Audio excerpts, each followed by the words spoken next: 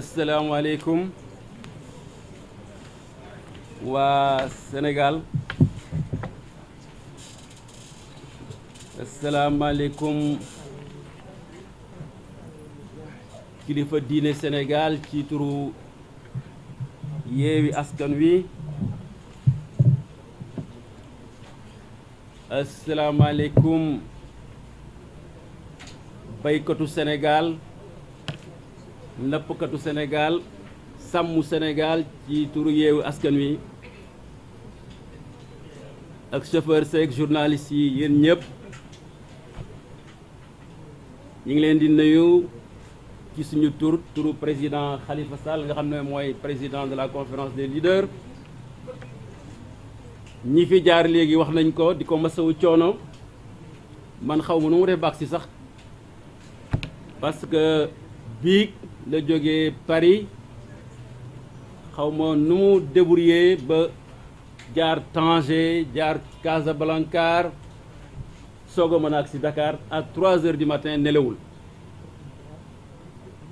suñu frère Déthié Fall mi ngi ci yoon wi di ñëw ñi fi jaar njëkk maa jël kàddu wax nañ ko pour askan wi xam ñenn ñi nga xam ne ñi ngi wax ci Yewwi Askan Wi te xamul nan la ñu tëddee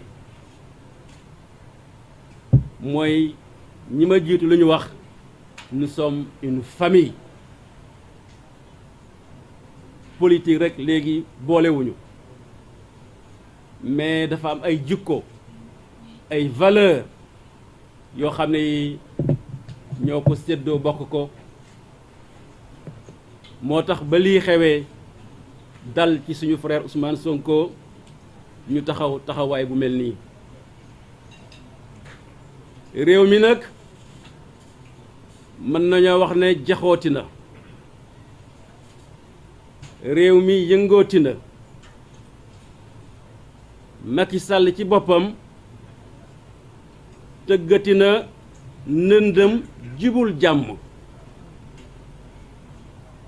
ndaxte ca Sénégal bu njëkk ga buñ mësaa attaqué réew mag ñi dañuy tëgg réew jibul jàmm lu tax ñu ne tëgg na ndëndu jibul jàmm mooy kii nga xam ne mooy Ousmane Sonko wax nañu ko moom mi nga xam ne moom la ñu wekk complot bi adduna yépp xam ko mu xamal ko boppam sëkkatal leen wax ak ay avocat am nee na ma bëgg ñu woo ma bu ci atte waree ñu atte ma ngir que loolu faree gannaaw jàmm am ci réew mi waaw ki nga xam ne moom yëf yi wax loolu ana lu ci génne fetal ana lu ci génne ay bataillon gendarmerie ana lu ci indi police ana lu ci indi kon ma bëgg li ma wax léegi réewu Sénégal ngeen xam ne Macky Sall ci boppam ak gouvernement am ñoom ñooy yee fitna waane nag bu ñu umpule ak ñiñ ko seq fii kenn du fi yaafus ñun ak moom xamante nañu Khalifa wax na ko sànq li fi nekkoon ci ndaw le 3 mars ba le 8 mars ñoo fi nekk ba léegi dara jógu fi bu yaakaaree ne défaite boobu mu amoon mars daf ko bëgg a fayu ci lii mooy mi ngi ndax boppam ndaxte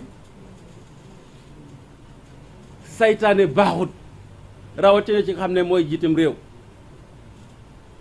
mais damay wax ne Macky Sall contrairement à ce que pensent certains est une médiocrité politique expression que j'emprunte d'ailleurs à Trotsky qui disait de Staline qu'il est la plus éminente médiocrité du parti. Macky Sall est une éminente médiocrité politique ndaxte bu fekkee da nga jiite réew président Abdoulaye Wade moo ñu doon jàngal mu ne ci politique rawatina boo dee chef d'état booy dugg ci néeg da nga war a xam xalaat buñ tëjee bunt ba fan ngay jaar ba génn. Mais dans ce dossier de Ousmane Sonko, Macky Sall s'est tiré une balle dans les pieds. ñaar mooy am ci moom soit mu jéem a jàppalu Ousmane Sonko te mënu ko moom du ci mucc soit ñu bàyyi ko te loolu mooy am te du ci mucc. Donc, comme on dit, il est impossible de sauver le soldat Macky Sall. Qui peut le sauver? Personne. waxoon naa ko fii artu ko ne ko bul ko jéem mais dafa dëgër bopp di ko jéem mais bu amoon xel tuuti bu amuloon problème de cerveau comme je dis comme m'a dit ma petite fille lii du ci dugg. Alors moo tax bu ngeen xoolee ci ni muy tëralee politique à chaque fois qu'il essaie il réussit à échouer. Il réussit à échouer. Ne vous laissez pas impressionner par ce qu'il fait en termes d'infrastructure. Rien n'est sorti de sa tête. Tout cela sont des projets du président Abdoulaye Wade. Moi-même, j'y ai travaillé en tant que ministre chargé des infrastructures. Le TER, le BRT, je suis allé même jusqu'à Prague pour le négocier. Il n'a fait que suivre le tracé que nous avions déjà réalisé pour un futur tramway. Les autoroutes, Dakar, Saint-Louis, etc., tout ça, rien n'est sorti de sa tête. Rien, je vous le dis, et je le défie. Diamniadio, rien. Ne vous laissez pas impressionner. Alors, celui-là. Donc, li ko dese rek mooy jéem a def pexe pour que ëllëg si biir mu jéem a def troisième candidature présidence de la République. Comme il a éliminé d'éminents leaders politiques, Khalifa Sall, Karim Wade, il se dit que léegi kii moo ko dese Ousmane Sonko. Mais il se trompe, il ne peut pas le réussir.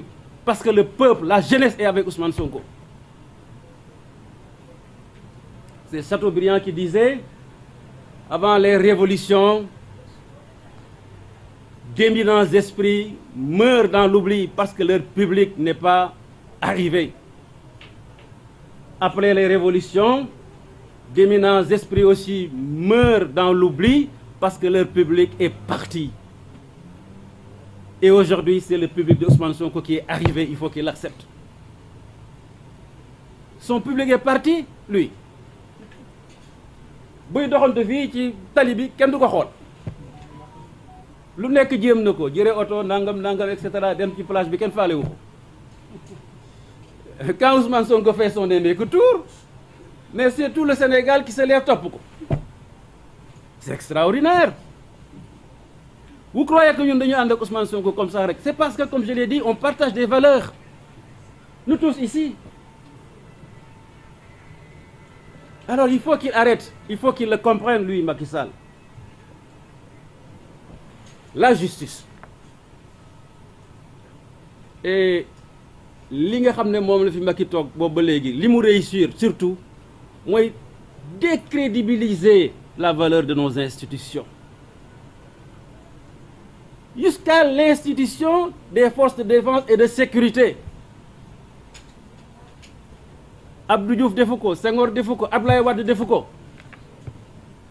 Mais aujourd'hui ñàkkloo na un peu fayda nos forces de sécurité ba kenn régalatul kenn régalatul gendarmerie kenn régalatul police, et cetera. Ñoxor Njaay ñu leen di dig mu mel ne marché Sandaga. Alors que c'est une institution, le fondement de la nation que l'on doit préserver. Waxuñu nag moom institution président de la République. Ko wax mu ne waxi Macky Sall jarul dóor sa doom. Heureusement pour l'Assemblée nationale, Aujourd'hui, on est en train de réhabiliter la crédibilité de l'Assemblée nationale par l'opposition. Heureusement. La justice. La justice, la justice. Vous, magistrats, qui nous jugez, et surtout pour ce cas d'Ousmane Sonko, c'est une occasion historique pour que ni leen askan wi di xoolee ngeen dindi ko mu jeex.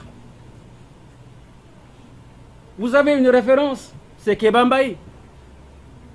Peut-être qu'il n'était pas le meilleur juriste du Sénégal et de l'Afrique, mais jikko, kaddu, éthique, teg ko ci dëgg moo tax boo waree Sénégal def naa ne benn magistrat ngay dégg askan wi Sénégal yëpp xam ko. Personne n'ignore Kéba Mbaye. Il a honoré la justice. Je vais citer un pays ami à côté, la Guinée. La justice était à terre. Mais avec cette affaire du 28 septembre, les magistrats sont en train d'en profiter pour redorer leur blason, se faire une autre perception au niveau du peuple. Yéen a ngi koy suivre. Aujourd'hui, foo jaar ci Guinée, Conakry, on applaudit les magistrats. Ils vont nous dépasser. Alors que vous êtes les premiers, vous êtes même les plus forts, on le dit. Vous êtes dans de meilleures conditions. Donc, n'acceptez pas d'être soumis à ce régime finissant. C'est fini. Ngir yàlla yéen magistrats yi dimbale leen ñu ci affaire Ousmane Sonko bi parce que moomu leen seen bopp Sénégal moo leen moom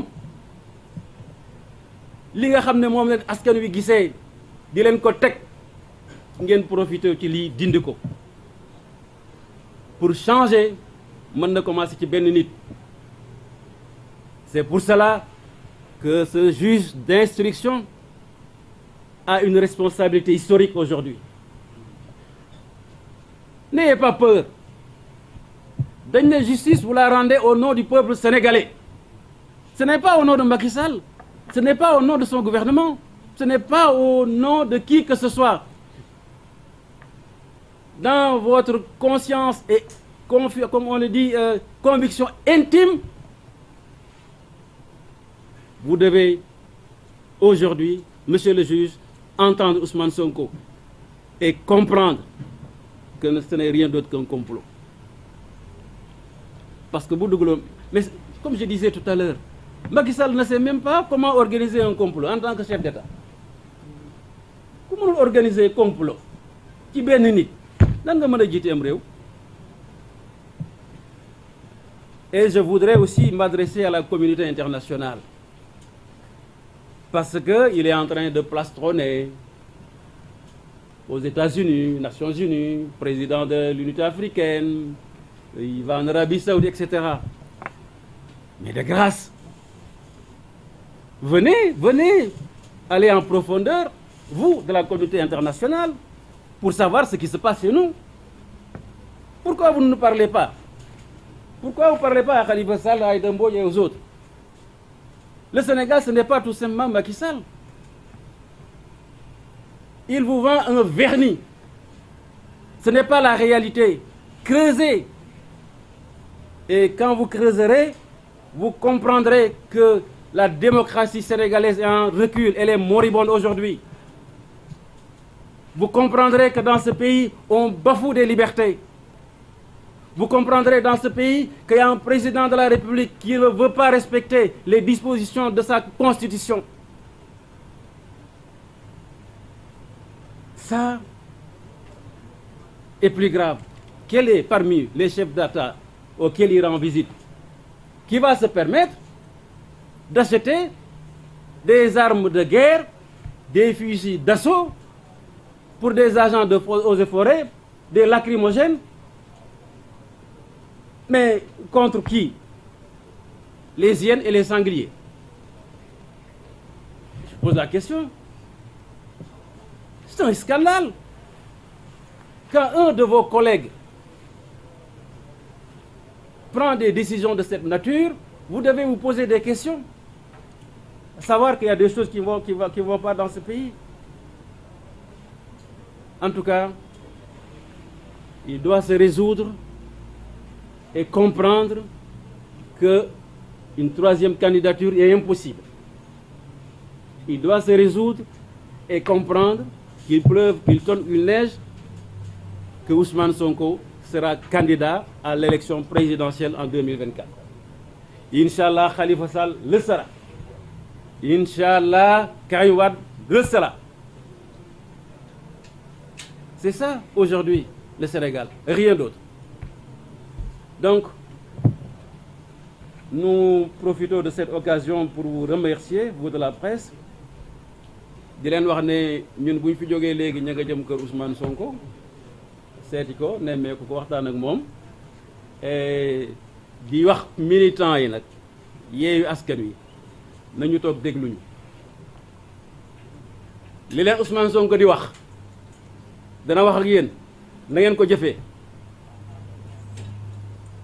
boo nekkee militant aussi da ngay mën a déglu sa kilifa bul ñaay li nga xam ne moom la wax loolu ci yar ak teggin la bokk Ousmane ñàkkul fula ñàkkul fayda ñu ngi ko sekk xëkk ñàkkuñu fula ñàkkuñu fayda bu amee loo xam ne lii war nañ ko def ñun ñëpp dañ jël suñu responsabilité ne leen lii la ñu war a def mais bu ñu leen toog leen ngeen déglu ñu nag Ousmane Sonko wax leen ko na ngeen toog ngeen déglu ko loolu daal monsieur le président ci gàttal mooy kàddu yi nga xam ne bëggoon naa ko fee yëkkati di leen sant leen gërëm jërë ngeen jëf wasalaamaaleykum wa rahmatulah wa barakatuhu. Merci beaucoup.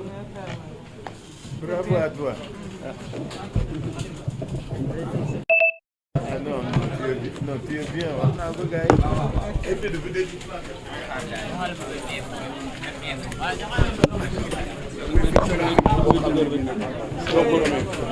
alors président na nga def naka dana bari la woon nawet de